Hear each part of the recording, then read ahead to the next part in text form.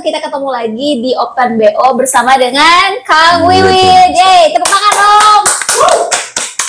Ini udah episode berapa ya? Alhamdulillah sejauh ini Open BO masih berjalan dan ternyata antusias dari teman-teman itu keren. Banyak juga yang kayak masuk juga itu by di DM dan ada juga lewat WhatsApp juga. Karena kan tahu aku ikut ada di sini ya, ya Open BO ini.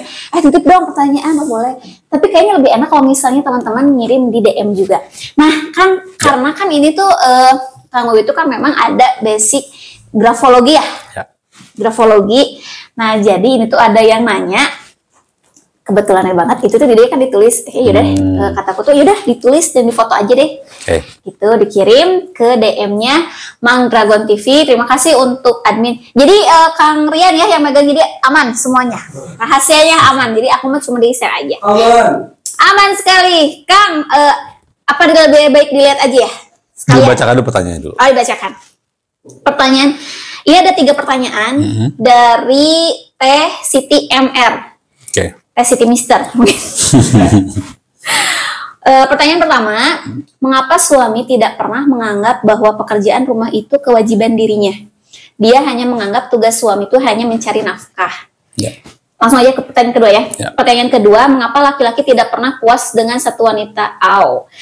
Pertanyaan ketiganya, mengapa laki-laki suka berselingkuh tapi tidak ingin melepaskan istri yang ia hianati? Ini pertanyaannya begini. Boleh dilihat deh sama Kang Wiwit, jadi biar lebih enak juga ya untuk jawabannya gitu ya. Oke. Wow. Kalau udah nyebut wow tuh langsung. Pertanyaan pertama ya, mengapa suami tidak pernah menganggap bahwa pekerjaan rumah itu ada kewajiban dirinya? Saya tanggapin. Sebetulnya memang kewajiban pekerjaan rumah tangga itu bukan kewajiban suami. Sebetulnya. Adapun suami membantu, iya, itu akan menjadi kebaikan tersendiri. Nah, cuman di sini ada kata-kata bahwasanya kewajiban suami itu mencari nafkah. Nafkah itu ada 2, nafkah lahir, nafkah batin. Menyenangkan istri adalah salah satu nafkah batin. Kalau istrinya senang dibantu ngepel, dibantu beres rumah tangga, berarti kalau suaminya melakukan itu jadi kebaikan buat suaminya. Tapi itu bukan kewajiban, beda. Itu adalah kebaikan buat suaminya. Jadi kalau saya dikatakan bahwa itu kewajiban suami, saya jelas nggak setuju. Karena itu bukan kewajiban suami. Tapi suami membantu akan jadi kebaikan buat suaminya dan dalam rangka menyenangkan hati istri yang merupakan kewajiban dia sebagai pemberi nafkah batin. Gitu. Jadi kalau tanya misalkan kenapa dia sadar, dia memang bukan kewajibannya. Gitu. Tapi kan ada bahkan Umar kan, kata Umar itu adalah Umar kan bukan nabi. Iya, tapi kan kita kaum perempuan lebih menyetujui ya apa kata Umar. Karena gini, Umar melakukan itu adalah itu pilihan sikap. Kalau Anda pro pada Umar ya silahkan. Cuma masalahnya Umar itu bukan nabi. Ya, Rasulullah SAW tidak pernah mau terucap baik secara hadis qudsi maupun hadis beliau mengatakan bahwasanya pekerjaan rumah tangga itu kewajiban suami, itu enggak. Rasul membantu, iya. Bahkan Rasul lebih senang melayani dirinya sendiri gitu kan. Dalam rangka apa? Memberikan nafkah batin berupa ketenangan, kebahagiaan istri. Nah, kadang-kadang sekarang tuh di generasi milenial sekarang banyak kaum perempuan itu memfokuskan hal itu, memfokuskan kepada kewajiban suami gitu kan ya, memfokuskan kepada hak-hak istri. Padahal kadang-kadang lupa mereka tuh menyisipkan kewajiban dia kepada suami. Karena gini Teh. Jadi gak imbang ya antara. Pegang ngomongan saya. Kalau sang istri pintar melayani suami, saya berani jamin suami akan dengan sendirinya membantu istri. Ya betul. Betul nggak? Pasti betul. Itu mah. Nggak akan mungkin. Karena hukum alam tuh, hukum sunatullah tidak akan pernah bohong. Kalau seperti itu. Oh iya, oke. Next. Yang kedua. Mengapa laki-laki tidak pernah puas dengan satu wanita? Sekalian ini nggak apa sih? Saya jawaban saya itu. Pertanyaan aja dulu ya. Jadi jawaban saya itu sekaligus juga merespon dari ini. Karena memang ini nulisnya memang pakai hati gitu kan. Pengalaman pribadi gitu kan. Kelihatan banget. Iya. Kelihatan banget. Lihat tulisannya miring ke kiri. Karena kan kita tidak pernah diajarkan tulisan miring ke kiri. Oh iya rata-rata kan pasti ke kanan. Kalau nggak ke kanan tegak. Kalau miring ke kiri berarti ada yang salah. Why? Nah, artinya dia cenderung tipe orang yang menarik diri. Orang kayak gini mah sebenarnya saran saya memang tidak curhat. Karena kalaupun curhat dia khawatirnya itu akan membuat dia, kalau surat curhatnya pada orang yang tidak tepat akan membuat dia makin sempit. Oh. Gitu, makanya idealnya lebih bagus langsung tanyakan kepada Open BO gitu kan, agar karena ini kita bisa memberikan jawaban-jawaban yang komprehensif gitu kan. Nah tadi balik pertanyaan bahwasanya mengapa laki tidak pernah puas dengan satu wanita? Sama, kenapa perempuan tidak pernah puas dengan satu tas? Di sini sama, semudah itu. Karena gini, kenapa laki-laki didesain itu mampu menyimpan beberapa cinta dalam hatinya? Kenapa? Karena minimal dia terus bisa membagi hatinya dari 3 untuk ibunya, istrinya, dan anaknya. Kebayang nggak kalau si suami cuma setia sama satu, ibunya terlantar, atau ke ibunya istri anaknya terlantar? Nggak bisa. Kenapa? Karena laki-laki itu provide, dia penyedia. Dorongan laki-laki itu selalu ingin menjadi orang yang bermanfaat, orang yang berguna, yang menyediakan, memberi nafkah tadi. Sehingga ketika dia punya kemampuan untuk memberi nafkah, punya kelebihan dalam sisi materi atau sisi kemampuan, maka sudah menjadi hal yang sunatullah secara biologis maupun secara pride psikologis, bahwa dia butuh share itu kepada lebih banyak, ya kan? Nah, jadi kalau masalah tidak pernah puas ya memang didesain seperti itu. Sama perempuan juga tidak pernah puas dengan satu sepatu, dengan satu rumah, dengan satu mobil, gitu kan? Kurang lebih seperti itu. Oh ya, jadi gitu. Memang udah by desainnya kayak gitu sih. Jadi kalau protes juga paling protes kalau ya. Ya, sebenarnya bukan protes kalau. Jadi gini, kembali lagi, kuncinya adalah di perempuan. Kalau gini, menjaga balong itu bukan dengan satpam, tapi dengan ikan. Oh iya. Oke, jadi gini, dalam unsur kehidupan, feeling counter dengan feeling, thinking counter dengan thinking, insting counter dengan insting. Iya. Oke, sekarang saya tanya, kebutuhan biologis per laki-laki itu insting, feeling, atau thinking?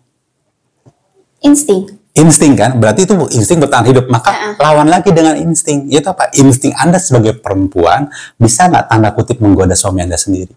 Oh. Karena kadang-kadang ketika perempuan sudah menikah, instingnya tumpul. Betul nggak? Itu? Karena apa? Karena masa udah menang iya. Udah gampang lah. Jadi bukan cinta tapi sudah terbiasa. Oh. Gitu. Daging banget ya pembahasan. Kita yang pertanyaan ketiga. Oke. Mengapa laki-laki suka berselingkuh tapi tidak ingin melepaskan istri yang ia khianati? Oke. Pertanyaan gini. Pengkhianatan itu kan dari versi perempuan. Iya. Contoh gini, kalau dari salah satu pihak. Contoh gini, kalau HP ini saya pegang, saya yang ngambil, orang itu dibilang apa? Pencuri. Kalau kata kita kan, iya. Dan kata orang yang nyuri, itu lagi usaha dia teh. Iya sih. Betul nggak? Iya, jadi ketika kita nggak bisa melabel, aku dikhianati sebentar. Kalau si laki-laki itu memiliki wanita lain dikarenakan perselingkuhan, itu pengkhianatan. Tapi kalau pintunya edukasi, ya pintunya ibadah, jadinya poligami, ya kan? Tapi anehnya, saya menemukan fakta gini, perempuan zaman sekarang lebih ridho suaminya selingkuh ketimbang nikah lagi.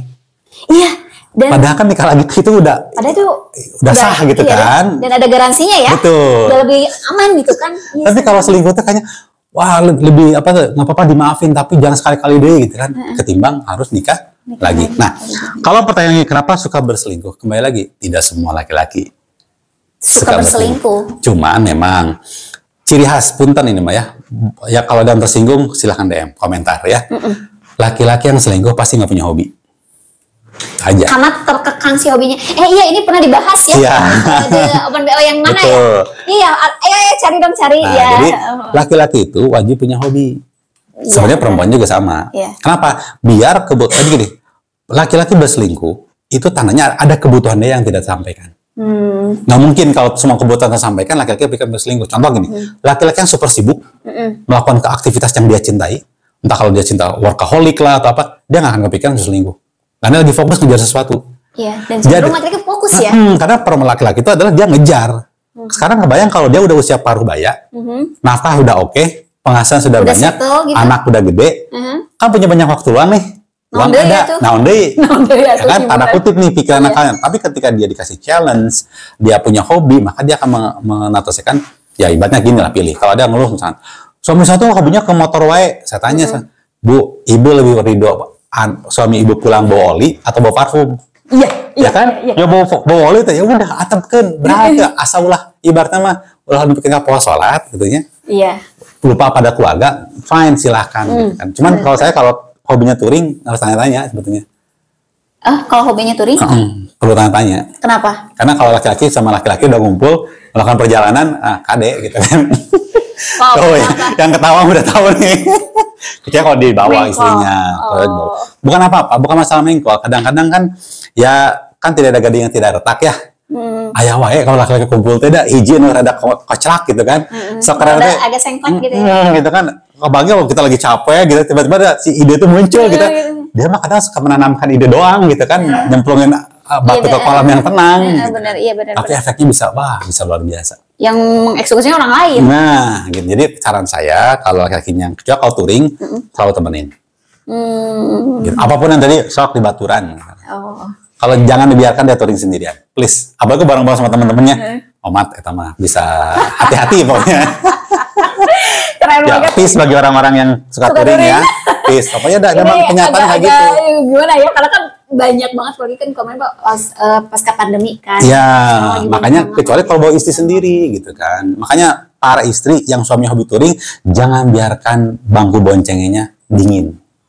Hangatkan dengan Anda gitu kan. Wow. Karena bahaya kalau dingin teh kada main laki-laki teh gitunya walau-walau. suka. Mungkin dianya baik.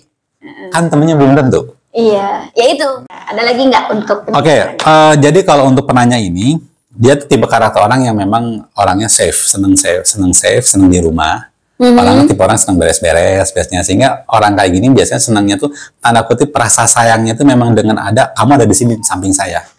Tipe orang kayak gini nggak bisa LDR.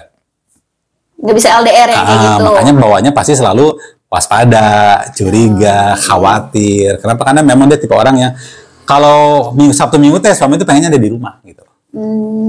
Gitu. Begitu suaminya nggak ada di rumah, bawaannya itu ada rada khawatir, was-wasnya. Karena Overthinking. biasanya kalau tipikal tulisan perempuan kayak gitu biasanya lebih ke memang secara emosi dia menggantungkan kepada suami. Emosi ya. Secara emosi. Jadi ketentramannya berasal dari suaminya dan bisa jadi karena memang suaminya punya kualitas itu, bisa jadi karena aya deui gitu. Dan memang seharusnya memang seperti itu kan nggak ada lagi tempat dia menuangkan semua isi hati itu pada selain suaminya gitu. Oh gitu. Oh, makanya agak relate ya dengan ini. Saran saya mah jangan curhat ke ini ya, jangan curhat karena orang kayak gini teh, ya tes ini, dia kalau udah curiga, dia lebih teliti pada KPK. Wow, ngeri banget. Telaten banget. Dan orangnya cerdas, susah dibohongin. Mantap. Keren banget, Gawit. Ini serunya ternyata kalau dengan teman-teman misalnya ngasih pertanyaan dengan tulisan seperti ini. Jadi ini nanti mungkin sama tim editor agak dimunculkan gitu ya contohnya. Jadi mengirim pertanyaan berbentuk tulisan terus difoto gitu. Dan ternyata wah detail banget. Kayak langsung kena gitu, kayak langsung konsultasi pribadi banget gitu ini. Keren banget, Kang Wibit. Sama-sama. Jangan lupa apanya? Jampe-jampenya dulu. Oke. Untuk dulu Bang Dragon, saregi kedojeng harti, sarengka kerjeng pikiran, memeh praksing hati-hati, mensidik salah, singkiran. Hatur nuhun Sami-sami. Gawit. Kita ketemu lagi di episode Open BO selanjutnya. Jangan di skip atau jangan ketinggalan. Oleh karena itu, subscribe, like, share, komen juga. Pantengin terus Bang Dragon TV. Bye. Assalamualaikum warahmatullahi wabarakatuh.